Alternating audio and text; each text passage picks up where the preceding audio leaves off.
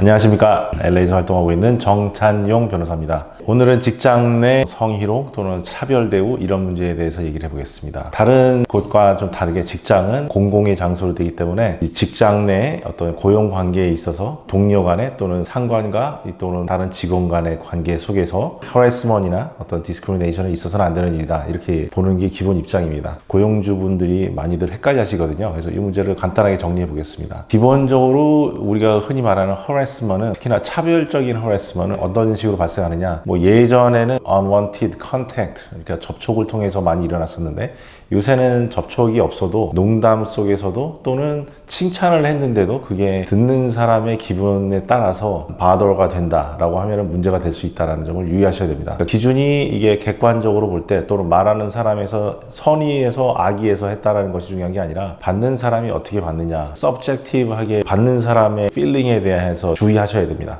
대표적인 사례가 백인 버스였는데 흑인에 대해서 나름 자기는 칭찬을 한다고 얘기한 거예요. 마이클 조던이나 이런 운동 선수들을 얘기하면서 흑인들은 운동을 참 잘해 라는 식으로 얘기했는데, 그것을 가지고도 소송이 됐었습니다. 근데 문제는 흑인은 운동을 잘해 라고 말을 한다는 이 안에, 흑인은 운동은 잘하지만 두뇌 활동에서는 좀 떨어진다 라는 편견, prejudice, stereotype을 reinforce 한다 라는 문제가 있거든요. 듣는 흑인 입장에서 기분이 나빴을 수 있습니다. 최근에 저희가 했던 케이스 중에 하나는 스타벅스 커피 폴트에 이렇게 붙어 있었는데 글씨가, 근데 그게 좀 달아서 B가 이제 F처럼 보였던 거예요. 이게 좀 웃긴다 라는 식으로 말도 안 되는 농담을 직원분이 두 분이 하고 계셨는데, 이걸 지나가던 여직원이 듣고 성희롱했다 이런 식으로 고발장이 들어간 거죠. EEOC에. 그래서 연방 정부에서 나와서 이 조사를 하고 이거에 대해서 디펜스를 하느라고 이 고용주 입장에서 큰 고생을 하셨었습니다. 기억하셔야 되는 게, 듣는 사람, 당하는 사람의 입장, 이게 주관적인 그런 느낌, 이게 굉장히 중요한 팩터가 된다. 또 하나는 농담도 문제가 될 수 있다. 칭찬을 할 때에도, 칭찬 자체도 잘못하면은 문제가 된다 이거죠. 어떤 토픽에 관해서냐라는 걸 잘 보셔야 되는데, 하나는 남녀 성별의 문제, 우리가 흔히 차별이라고 하는 것들, 종교, 인종, 내셔널 오리진, 나이, 섹슈얼 오리엔테이션 이런 거에 관한 커멘트는 아예 저는 하지 말라고 레코멘드 드립니다. 직장 내에서는 그 논의를 해서 좋을 게 하나도 없습니다. 잘해서 칭찬받을 일도 없고, 오히려 말 잘못했다가 항상 시비 걸리는 커멘트의 토픽들이 되는 거거든요. 다른 어떤 이유로 해서 아무거나 다 차별이라고 할 수는 없고요. 제가 지금 말씀드렸던 7가지 이거에 관한 커멘트들이 항상 문제가 되는 겁니다. 또 이게 흔히들 하시는 실수가, 잡 인터뷰 때 결혼했느냐 안 했느냐 이런 질문을 하시는데, 결혼을 한 사람을 우리는 선호한다 이런 말씀 안 하시는 게 좋은 겁니다.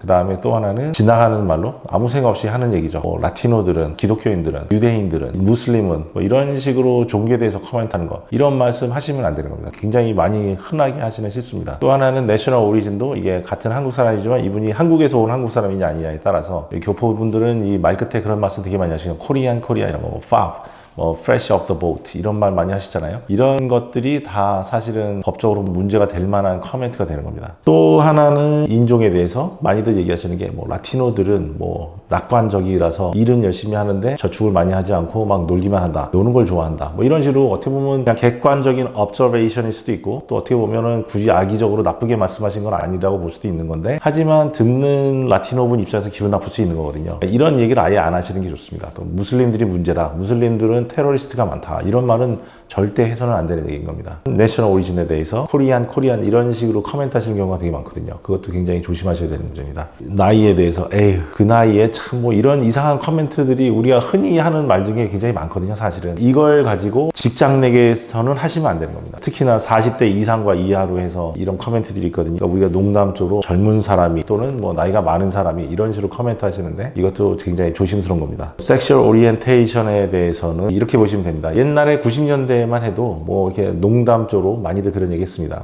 좀 약간 남자가 남성적이지 못한 행동을 한다 할 때는 그때 막 That's gay man 이런 식으로 조크를 굉장히 많이 했거든요. 지금은 하시면 안 됩니다. 또 하나는 젠더에 대해서, 여자분이 그냥 단지 예쁘게 옷을 신경 써서 입고 온 것 같다 했을 때, 매니저님 이런 급에 계신 분이 오늘 의상은 되게 좋다고, 섹시해 이런 말씀 하시면 안 됩니다. 큰일 납니다. 또는 치마가 길다 짧다 이런 커멘트도 하시면 안 돼요. 화장이 진하다 말다, 여자가 조심해야지 이런 말씀 한국에서는 되게 흔히 하시는데, 여기서는 직장에서 하면은 큰일 납니다. 아직은 이런 실수를 많이 하시는데, 회식을 가면은 막 노래방에서 같이 단체로 막 노래 부르죠. 그러다 누가 빠른 노래 부르기 시작하면 모두가 일어나서 같이 노래 부르는데 그때에 자연스럽게 어떻게 보면 누가 먼저 할 거 없이 서로 어깨 동무를 하는 경우가 있습니다. 이 직장 상사가 여직원 어깨에 손을 얹는다라는 거는 섹슈얼 허래스먼트로 볼 수 있거든요. 그래서 이거에 대해서 컴플레인을 받는 경우가 굉장히 많습니다. 근데 이 직원이 컴플레인을 했는데 인사팀에서 또 조치를 안 한다. 이것도 문제가 됩니다. 흔히 한국에서는 2차 피해라고 말하는 건데 뭐 그럴 수도 있는 거지. 뭐 그냥 노래방에서 다 같이 둘이만 어깨 동무했어요. 뭐 다 같이 한 거 아니에요. 그거 갖고 그러지 마세요. 이런 식으로 하다 보면 나중에 회사 입장에서 거꾸로 고발한 사람한테 조치를 해주지 않고 묵인했다. 그래서 더 큰 정신적 피해를 입었다. 이런 식으로 소송당하게 됩니다. 이런 문제에 대해서 인사팀 입장에서는 좀 단호하게 또 적극적으로 성의를 보이는 조사를 하셔야 되고 조치도 고발한 입장에서 납득이 될 만한 조치를 해주시는 게 좋다고 볼 수 있습니다. 이 예방책처럼 생각하시는 거에서 중요한 거는 핸드북이라는 걸 보통 만들잖아요.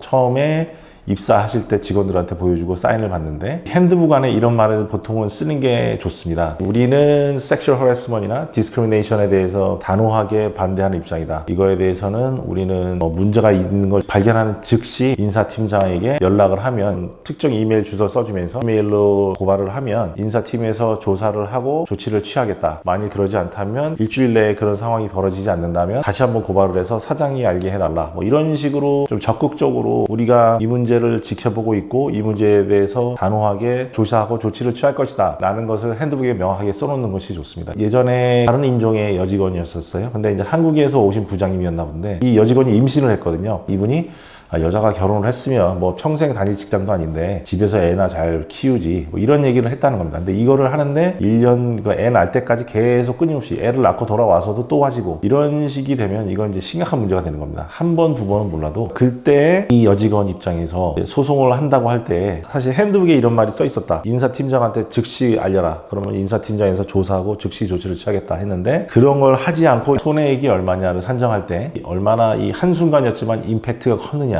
굉장히 질이 나쁜 행동이었느냐 또는 별거 아닌 듯한 이게 몇 마디 말이었지만 이게 얼마나 오래 지속되었느냐 두 가지를 보는 겁니다. 오랫동안 지속되는 이 문제에 대해서 특히나 핸드북에 대해서 이런 내용이 써 있으면 이 일이 커지는 거를 방지하는 효과를 낼 수 있는 거죠. 그래서 아까 그 여직원 케이스를 보면은 이 여직원이 1년 동안 이 커멘트를 들으면서 쌓였다. 오랫동안 지속적으로 나는 허래스먼트를 당했다 라는 주장을 하기에 어렵게 만드는 효과가 있는 겁니다. 아니 그럼 왜 고발하지 않았습니까? 핸드북에 다 써 있었는데 핸드북 봤죠? 봤습니다. 사인하셨죠? 사인했습니다. 이해했죠? 이해. 근데 왜 고발 안 했습니까? 이렇게 되기 때문에 1년 동안 그거를 일을 키운 거는 사실은 어떻게 보면 이 피해자라고 하는 이분 당사자가 되는 거거든요. 이런 걸 가지고 나중에 재판할 때 크게 작은 일이 오랫동안 지속되는 거를 방지하는 효과를 낼 수 있습니다. 그래서 이분이 예를 들어서 인사팀에 고발을 했고 절차대로 그럼 인사팀에서 조사를 했고 바로 즉시 조치가 제대로 됐으면 이 일이 1년 동안 갈 수는 없었겠죠. 그런 식으로 핸드북에서 또는 아예 한 번이었지만 굉장히 임팩트가 큰 굉장히 나쁜 행동을 한다. 이런 문제에 대해서도 핸드북에서는 강하게 우리는 이거를 톨러레이트 하지 않겠다. 우리는 이거에 대해서 강하게 조치하겠다. 라는 식으로 써 있다면 그러면 나중에 이 직원이 잘못된 행동을 해도 그거는 직원도 소송을 당하겠지만 고용주가 소송을 같이 당할 때 고용주 입장에서는 이 사람은 나쁜 사람은 아니었다. 라는 임프레션을 배심원들한테 줄 수 있기 때문에 일이 커지는 걸 막는 효과가 분명히 있다. 또 하나는 더 좋은 것은 직원들을 정기적으로 섹슈얼 허래스먼트나 디스크리미네이션 문제에 대해서 가르치는 겁니다. 이거에 대해서 하면 안 된다라는 식으로 우리는 교육까지 했다. 이런 식이 되면 더욱 정상 참작의 고려 대상이 되죠.